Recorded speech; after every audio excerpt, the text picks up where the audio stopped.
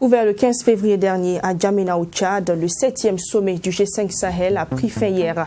Dans ce 13h, vous entendrez le ministre burkinabé des Affaires étrangères, Alpha Bari, exposer les grandes décisions prises par les chefs d'État lors de cette rencontre. Et puis le Burkina Faso a lancé son deuxième plan d'action dans le cadre de son adhésion au partenariat pour un gouvernement ouvert depuis 2016 en France.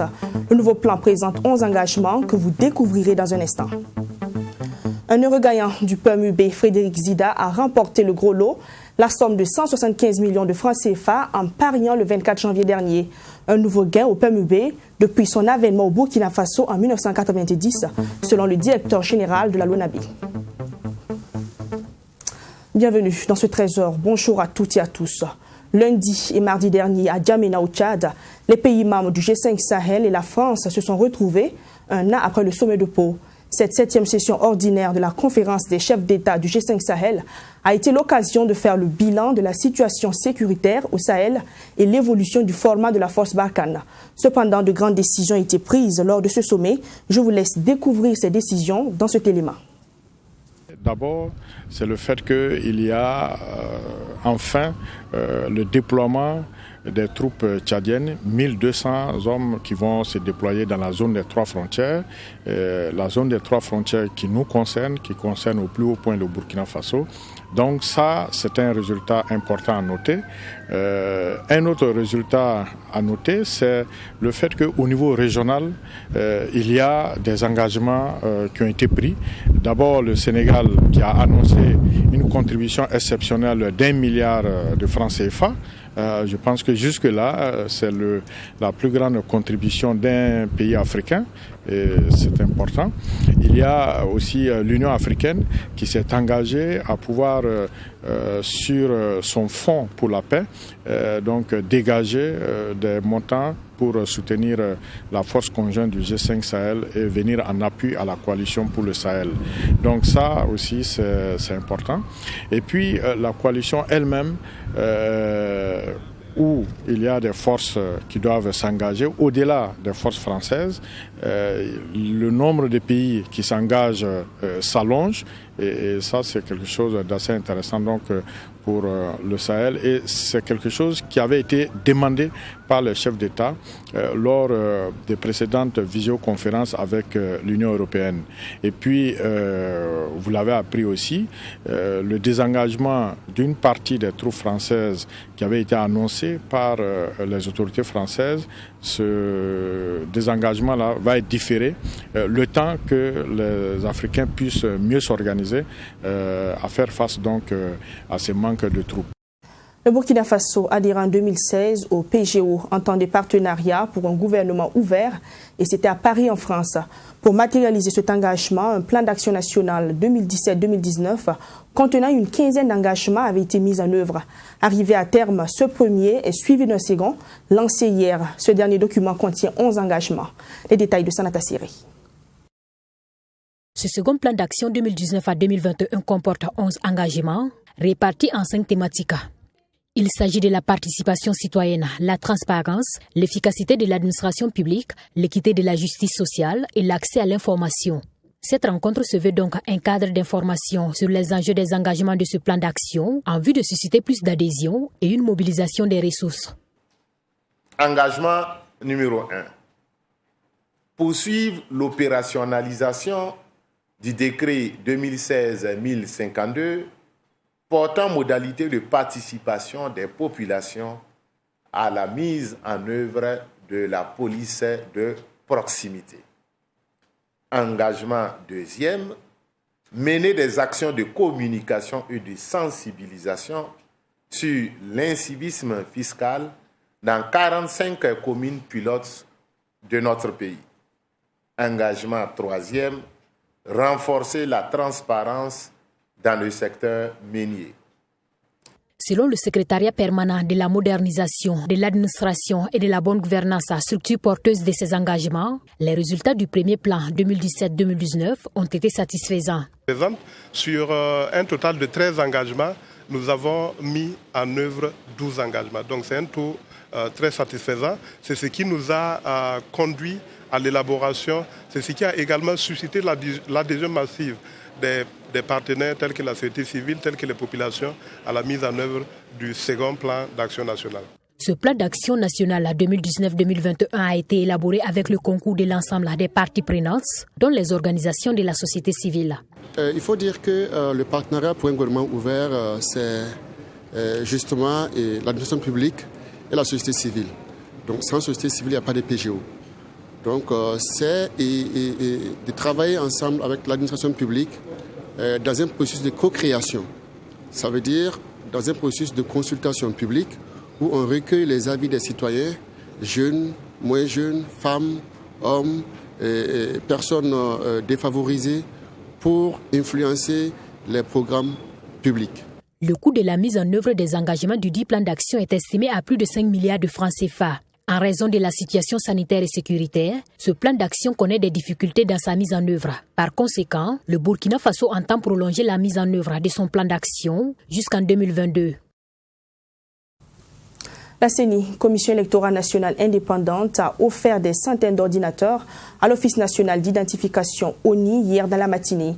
Du matériel informatique qui va permettre de faciliter le travail de collecte et de traitement d'informations en vue de l'établissement des cartes d'identité nationale en plus grand nombre. Serge Pado, Abdourahim Tapsoba. Ce sont 400 ordinateurs qui ont été offerts à l'Office national d'identification par la Commission électorale nationale indépendante. Un geste qualifié par le premier responsable de la CENI de mutualisation des moyens. Pour lui, ce matériel facilitera davantage la collecte des données et l'établissement des CNIB. Nous utilisons le même matériel pour collecter les données de l'état civil des citoyens pendant l'enrôlement pour en faire donc des électeurs et leur produire des cartes d'électeurs. Nous venons de finir et nous avons acquis une série d'ordinateurs depuis 2012 et donc nous pensons qu'aujourd'hui nous pouvons en donner une partie à l'ONI pour lui permettre donc de faire son travail. Pour le directeur général de l'Office national d'identification, ces ordinateurs viennent à une période de forte demande d'établissement des cartes nationales d'identité. Ainsi, il laisse entendre que ce matériel sera utilisé à bon escient et distribué aux différents centres de collecte des données implantés dans les différentes régions du Burkina.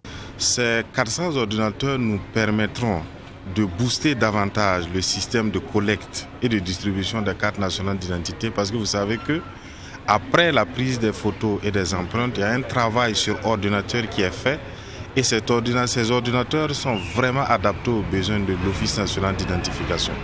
C'est pourquoi nous remercions très sincèrement M. le Président de la CENI et l'ensemble des commissaires qui, dans un effort de mutualisation, ont compris le besoin de l'ONI et qui nous permettront justement de faire toujours au mieux pour que l'ensemble des citoyens burkinabés qui en remplissent les conditions puissent avoir avec diligence les cartes nationales d'identité. Ces ordinateurs portables sont de bonne qualité, rassure Newton Ahmed Bari. Selon lui, la collecte des données est d'ailleurs indispensable au processus électoral. Le Fonds pour le développement des collectivités territoriales a initié 3 sessions de formation. Ces ateliers visent à renforcer les capacités des administrateurs, secrétaires et chauffeurs de l'institution en question. Débuté lundi donc, les activités se déroulent sur 5 jours à Koudgou. Reportage de l'ouverture de la rencontre avec Mamidria Nakamabo.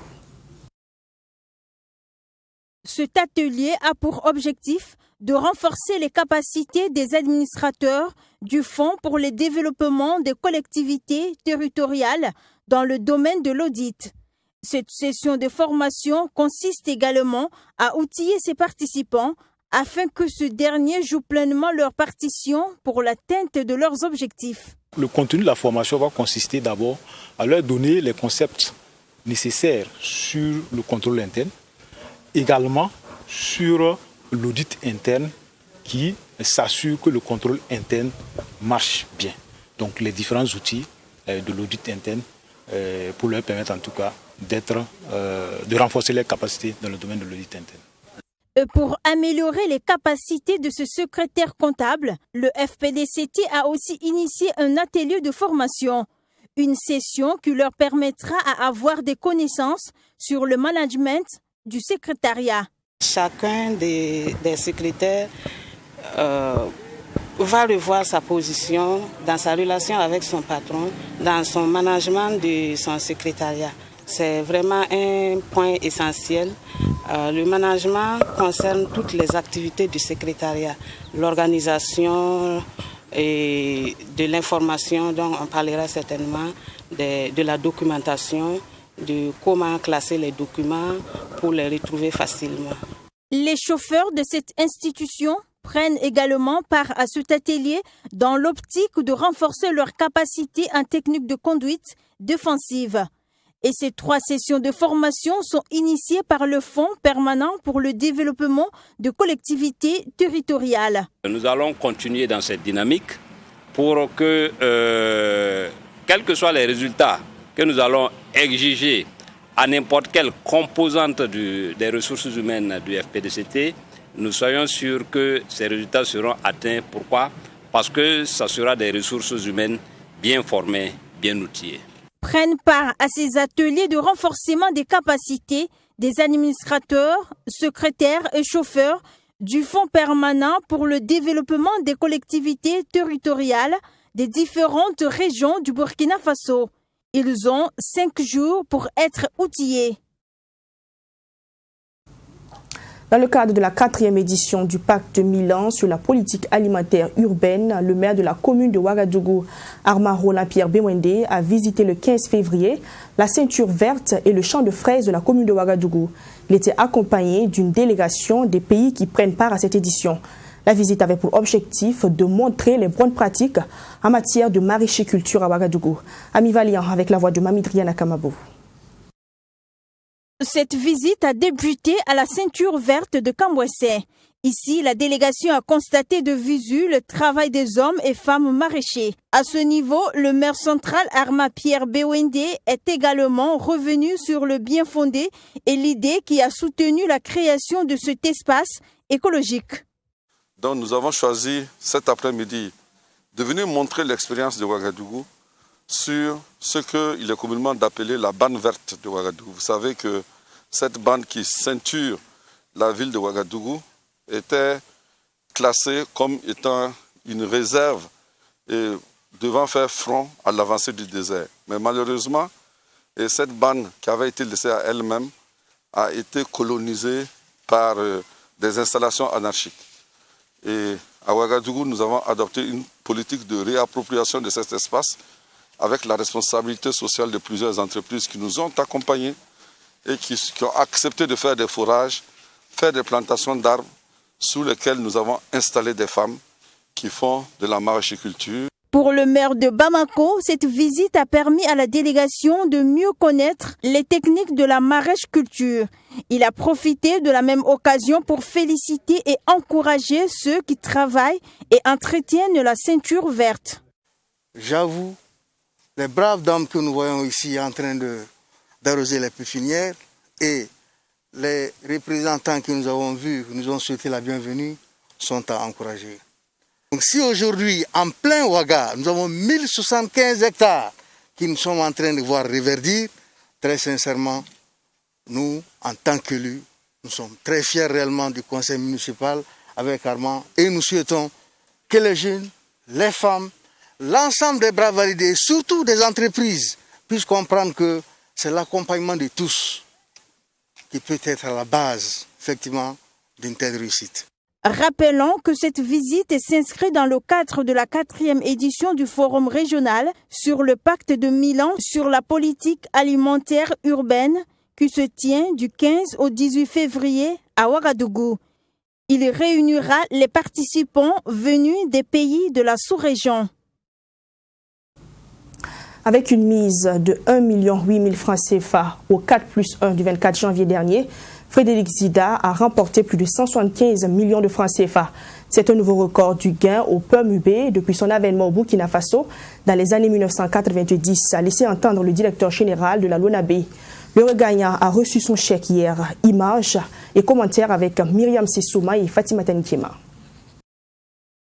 1,8 million francs CFA, c'est la somme qu'a misé Frédéric Zida le 24 janvier 2021 au 4+1 du Paris Mutuel Urbain Burkinabé PMUB. Un placement qui s'est avéré très porteur pour M. Zida. Ce 16 février, il est millionnaire de 175 561 500 francs CFA. Une somme qui le place premier sur le podium des gros lots 2020-2021 de la LONABé. Le parieur gagnant du jour a choisi une formule qui lui donne beaucoup de chance. C'est la formule du jeu dans le champ. Il fixe les chevaux dont il est sûr. Et il a choisi également le champ réduit, de sorte qu'il a appelé 8 chevaux et il a heureusement l'ensemble des chevaux dans sa combinaison. Le regagnant de cette cagnotte s'est fait représenter. C'est donc son représentant désigné, Mamadou Wedgaogo, qui repart avec le chèque. Il n'a pas manqué de traduire la reconnaissance de Frédéric Zida au responsable de la loterie nationale. Par ma voix, le gagnant remercie la LONABé, ses premiers responsables et ses employés. Cet argent va lui permettre d'investir dans de nouveaux projets que je ne pourrais citer ici. Le gagnant du jour a remporté en ordre 164 928 500 francs CFA, 23 désordres de 383 000 francs CFA et 96 bonus de 19 000 francs CFA. Comme lui, ils sont plus de 3 000 parieurs qui ont gagné des lots de la LONABé en 2020. Le directeur général de la structure, comme à l'accoutumée, a souhaité que le gagnant du jour fasse un bon investissement de cet argent. En sport, cyclisme précisément, 4e édition du Grand Prix Boukhari Thiem Touré, dit 14 le dimanche dernier à Ouagadougou. 78 coureurs issus de 18 clubs ont pris part à cette compétition. Sur une distance de 132 km, Noufou Minungu du RCK a été le plus rapide et performant avec une vitesse moyenne de 39,153 km/h. Yassine Sawadko. Comme pour les éditions précédentes, c'est l'avenue Charles de Gaulle qui a abrité la course cycliste dénommée Grand Prix 14 en hommage à ce grand animateur et ancien cycliste Boukhari Thiem Touré. Une compétition qui, selon les organisateurs, a été une réussite. C'est une satisfaction totale. Pourquoi? Parce que la première édition, les partenaires ont fait confiance aux animateurs. La deuxième édition, ils ont fait également confiance. Et l'année passée, nous sommes allés rendre hommage à Sa Majesté le Moro Naba Bangogo. Grâce à lui, la course est une réalité. C'est un homme de sport, c'est un homme de paix, un homme de culture, un homme qui aime surtout le cyclisme. Et Sa Majesté a demandé à ce que, s'il y a une possibilité de l'accompagnement des partenaires, des commerçants, ceux qui aiment le vélo et ceux qui aiment 14 et son fils jeune premier, que nous puissions en tout cas organiser. Le ministre des Sports et des Loisirs, Dominique Nana, présent à la cérémonie, a salué la tenue de cette course cycliste et surtout le niveau élevé de la compétition avec une vitesse moyenne qui est de 39,153 km/h. Une émotion forte de retrouver un sport que j'ai suivi pendant très longtemps et je continue à voir que l'engouement populaire est toujours le même. Et ensuite, de constater que malgré que ce soit la première course, la moyenne horaire était très bonne et que c'est une course qui a eu des rebondissements, qui nous a tenus en haleine depuis le premier tour jusqu'au dernier tour. Donc c'est vraiment une grande satisfaction que j'ai assisté à cette course cycliste du promoteur 14 qui, pour la petite histoire, il y avait 15 et 14. Et 15 c'était un de vos confrères, Roger Zami. Voilà, donc c'est avec un grand plaisir que j'assiste à cette compétition. Pour le président de la Fédération burkinabé de cyclisme, cette compétition première de l'année 2021 a tenu toutes ses promesses. Par rapport aux résultats, honnêtement, on est très content. Si vous voyez, par tout simplement, c'est notre première course de cette année 2020-2021. Donc, vu la moyenne, 39 et quelques, honnêtement, on rend grâce à Dieu et on est satisfait et on pense que c'est le début. Et le début, je me rappelle l'année passée, au début, on était à 37 et quelques. Et cette fois-ci, on est à 39 et quelques. Donc vraiment, on sait que l'année 2021 là, serait meilleure, surtout pour le sport, le cyclisme burkinabé. Et pour les responsables des clubs, cette compétition vient allonger la liste des courses cyclistes, et cela avec pour avantage de maintenir les athlètes en jambes. Et pour une première, le club AS Sonabé dresse un bilan honorable. Et pour une première course, nous sommes satisfaits. Et Il faut dire que c'est le début de la saison. Et le club aussi est né le 9 février dernier. Donc c'est un bébé qui est dans le domaine et nous sommes satisfaits pour le début. Nous allons former davantage l'effectif et nous pensons que dans la durée, nous allons occuper une bonne place dans le domaine de la petite reine au Burkina. Pour rappel, 78 coureurs de 18 clubs ont pris part à cette 4e édition. Et la vitesse moyenne cette année était de 39,153 km/h, contrairement à l'édition précédente qui était de 37 km/h. Football CAN U20 pour le compte de la première journée de la Coupe d'Afrique des Nations des moins de 20 ans. Les étalons juniors et les aigles de Carthage ne sont pas parvenus à se départager. Match nul donc de 0 but partout au terme d'une rencontre globale fermée et équilibrée. Une entrée en matière moins brillante mais qui permet au Burkina Faso d'avoir déjà 1 point en attendant le prochain match contre la Centrafrique demain jeudi. Assami Touré, notre envoyé spécial à Nouakchott. Pour cette première prestation des étalons du Burkina Faso, le match nul des 0 buts partout reflète le niveau d'ensemble de jeu. Un 11 de départ qui entre difficilement dans le match avec un léger avantage des aigles de Carthage qui profitent de leur avantage de taille pour prendre le dessus sur les étalons. Les étalons arrivent à obtenir tout de même la possession du ballon de 61%, mais les derniers réglages ne sont toujours pas au rendez-vous, selon Oscar Barro. Le premier match, il était important de ne pas le perdre. Voilà, à défaut d'une victoire, il était très important de ne pas le perdre. Eh bien, nous rentrons en compétition. C'est une compétition de longue haleine. Donc, il faut rester toujours dans la course. Et comme il a si bien dit, le deuxième match, il faut essayer encore de gratigner des points, de chercher une victoire. Et là, ça rassure davantage. Le troisième match, je pense que c'est un match sans calcul. En fonction de la physionomie, des résultats des uns et des autres, soit on va les jouer à fond pour faire une victoire. À partir de là, il n'y a plus de calcul, il faut gagner les matchs. Mais d'entre eux, si on n'a pas perdu un match, c'est un résultat sur lequel on peut s'appuyer pour continuer la compétition. L'absence de quelques joueurs, en l'occurrence Fiacre Kwame, a certainement handicapé toute l'équipe. En plein voyage pour sa signature de contrat avec Ajaccio, le joueur rejoindra ses coéquipiers au 2e ou au 3e match. Une venue qui va certainement donner du tonus à l'attaque. Effectivement, Fiacre est notre meilleur joueur, d'autant plus qu'il a été meilleur joueur et meilleur buteur de la phase éliminatoire au Bénin. Aujourd'hui, il n'est pas là. Il est en train de faire des formalités. Certainement, il va nous rejoindre. Parce qu'il a fait un contrat avec Ajaccio.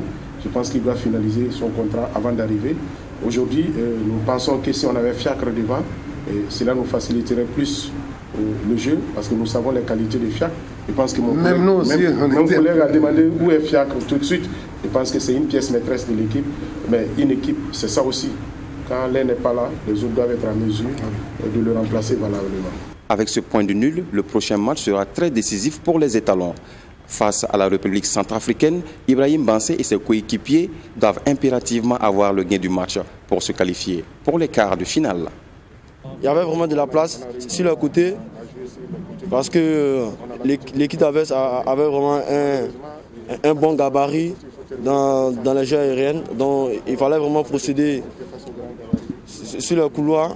Mais comme j'ai dit, on a manqué d'efficacité à la finition des occasions. Bon, on est déjà focus. Je pense qu'après ce résultat, on est déjà engagé et je pense que chacun de nous est vraiment conscient qu'on doit vraiment aller chercher les 3 points au deuxième match. Dans ce groupe B, la République centrafricaine et la Namibie se sont quittées également dos à dos après un score d'1 but partout. Les 4 équipes totalisent donc 1 point et devront s'imposer à la prochaine rencontre pour se départager. Fin de ce journal, merci de l'avoir suivi. On se dit à demain pour notre 13h. Prenez soin de vous.